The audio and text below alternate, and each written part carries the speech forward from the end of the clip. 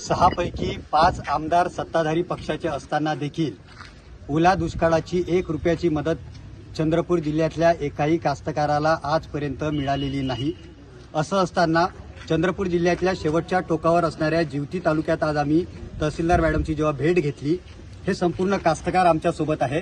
यांचं म्हणणं असं आहे की आमच्या शेतीचं मॅडम नुकसान झालेलं आहे, आमच्या बांधावर येऊन त्या नुकसानीची तुम्ही पाहणी करा। अधिकाऱ्यांनी बऱ्याच गावांमध्ये जाऊन अजूनही नुकसानीची पाहणी केलेली नाही आणि सन्माननीय तहसीलदार मॅडम म्हणतात की या भागात सरसकट नुकसान झालेलंच नाही। असं अत्यंत असंवेदनशील वक्तव्य प्रशासनाच्या माध्यमातून देखील केलं जात आहे।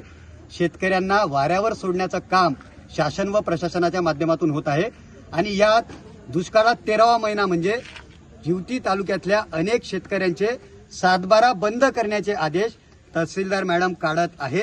या संदर्भात देखील आज त्यांना आम्ही विचारणा केली असता तुम्ही अपील करा आणि उडवाउडवीचे उत्तरं देण्याचे प्रकार त्यांच्या माध्यमातून झालेला आहे।